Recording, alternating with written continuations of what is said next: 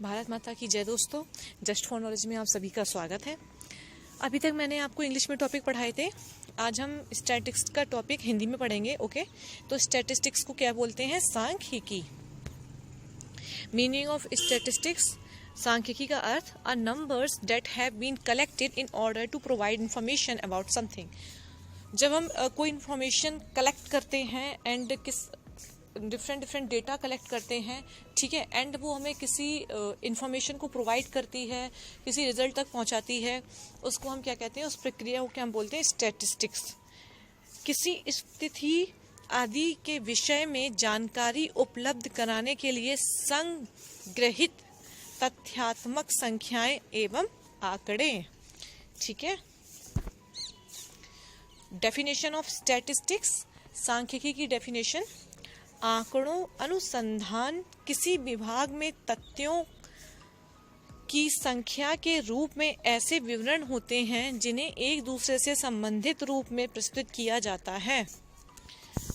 A.L. बॉले ने बोला है, statistics are numerically statements of facts in any departments of enquiry placed in relation to each other. वही कि डिफरेंट फैक्ट्स उन्होंने क्या किए? इकट्ठे किए, वही न्यूमेरिक फॉर्म में, एंड फिर हम उनको डिफरेंट तरीके से उनका इंटरप्रिटेशन करते हैं by using different method, and हम क्या करते हैं? एक रिजल्ट पर पहुंचते हैं। सांख्यिकी की अवस्थाएं, स्टेजेस ऑफ स्टैटिस्टिक्स। तो यहाँ पर आपकी 5 सांख्यिकी की अवस्थाएं हैं। सबसे पहले क्या है? आंकड़ों का संकलन, कलेक्शन ऑफ डेटा। जैसे अगर हम पॉपुलेशन पर सर्वे कर रहे हैं तो हम क्या करेंगे? सबसे पहले हम डेटा को कलेक्ट करेंगे। ओके, डिफरेंट डिस्ट्रिक्ट में जाएंगे, स्टेट्स में जाएंगे, और हम क्या करेंगे? डेटा को कलेक्ट करेंगे।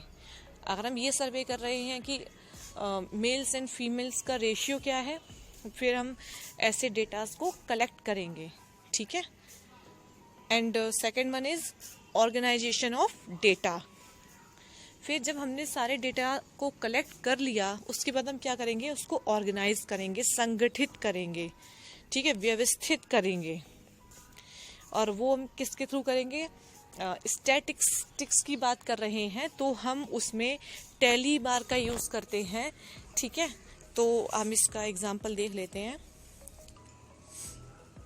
देखिए यहाँ पर, जैसे कि आप ये देख रहे हो कि हमारे पास ये आंकड़े हैं, ठीक है, किसी ग्रेड के इन्होंने क्या किए? आंकड़े एकत्र किए। अब हम यहाँ पर क्या कर रहे हैं? टैली किया इन्होंने। तो एक इन्होंने क्लास इंटरवल बना दी कि 30 to 39 के बीच में।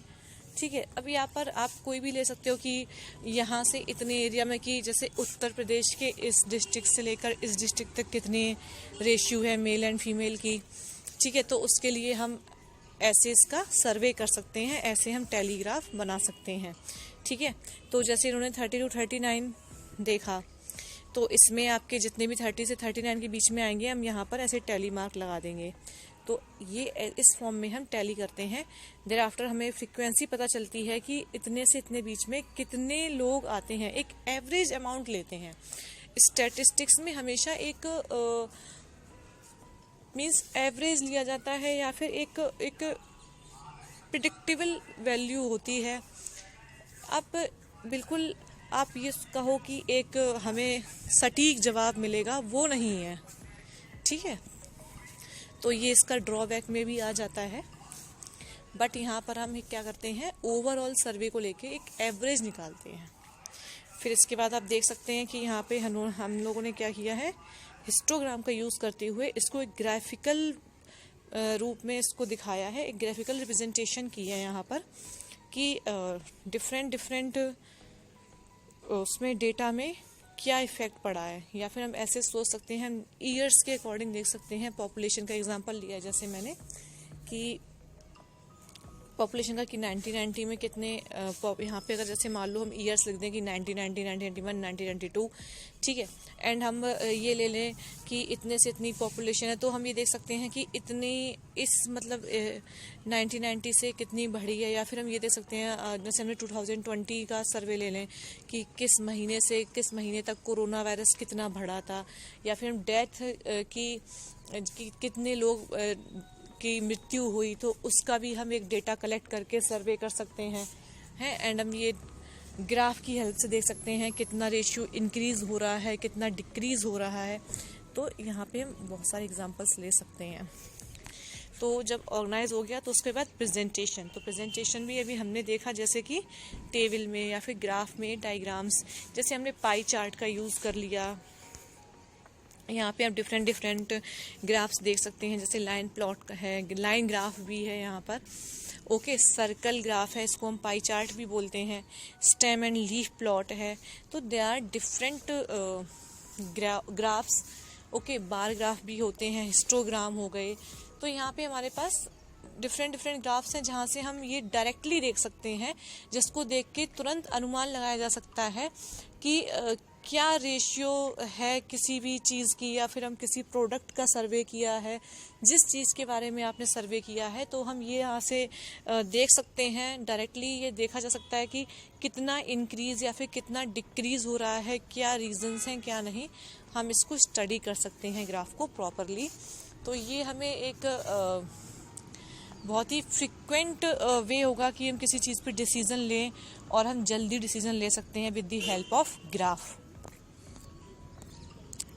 अब इस एनालिसिस ऑफ डेटा, एनालिसिस में क्या होगा कि जैसे हमने सारा ये बनाया, ओके, जैसे कि 90 कि हमने जैसे पॉपुलेशन का एग्जांपल ले लिया कि यहाँ से यहाँ तक इतनी पॉपुलेशन इंक्रीज हुई थी, तो हम एक एवरेज भी ले सकते हैं, ओके। वहाँ पे जैसे हमने ये हिस्टोग्राम देखा, देखिए जैसे आपका हिस्टोग्राम है, तो हम ये देख सकते हैं कि इतने में इतना इंक्रीज हुआ था, जैसे वो बोल दें कि एवरेज बताओ इनका क्या है, तो ये जहाँ पे जैसे इसमें आ जाएगा 0.32, ये जहाँ पे इसका नंबरिंग है वो हम करके उनका एवरेज भी ले सकते हैं, ओके। तो बाय डिफरेंट मेथड्स एनालिसिस हम कैसे करेंगे, डेटा का विश्लेषण कैसे होगा, with the help of average, percentage, correlation, refraction. यहाँ पे हमारे पास डिफरेंट मेथड्स हैं जिनकी हेल्प से हम क्या कर सकते हैं, एनालिसिस कर सकते हैं। जैसे मैंने अभी आपको एक मेल एंड फीमेल का एग्जांपल दिया था कि रेशियो फाइंड आउट करना है। तो जैसे हमने सारी प्रक्रिया करने के बाद हमने फिर ये देखा कि एवरेज निकाला, एक परसेंटेज निकाला, फिर हम उसके बाद रेशियो फाइंड आउट कर सकते हैं आराम से कि अगर मान लो परसेंटेज है कि 20 यहाँ पर इस एरिया में 60% मेल हैं और 40% फीमेल हैं, तो रेशियो क्या हो जाएगा 6:4, ठीक है। मेल रेशियो फीमेल का क्या हो जाएगा 6:4, मीन्स इनका रेशियो इसमें है। तो with the help of this हम आराम से ये निकाल सकते हैं। एंड देयर आफ्टर आपका आ जाता है इंटरप्रिटेशन ऑफ डेटा।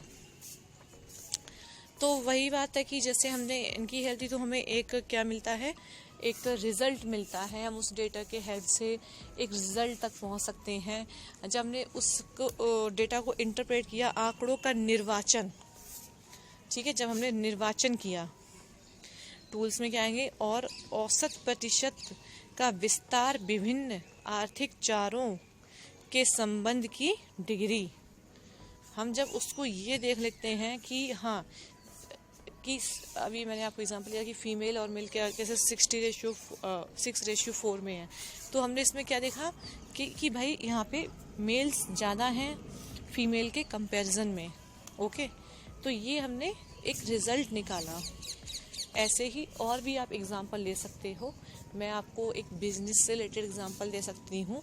जैसे हम बात करें प्रोडक्ट्स की, ओके, जैसे हम अगर बात करें प्रोडक्ट्स की, तो एक कंपनी में क्या होता है कि अगर एक कंपनी में आप उन्हें जैसे मान लो एक स्विमिंग कॉस्ट्यूम्स हैं या फिर ये उनको सेल करना है, तो एक कंपनी क्या सर्वे करेगी, किस एरिया में ये चीज़ें सेल ज़्यादा हो सकती हैं। वो ये सर्वे करेगी कि किस एरिया में सबसे ज़्यादा स्विमिंग पूल हैं और लोग वहाँ के कितने एक्टिव हैं कि वो स्विमिंग सीखना चाहते हैं, ठीक है।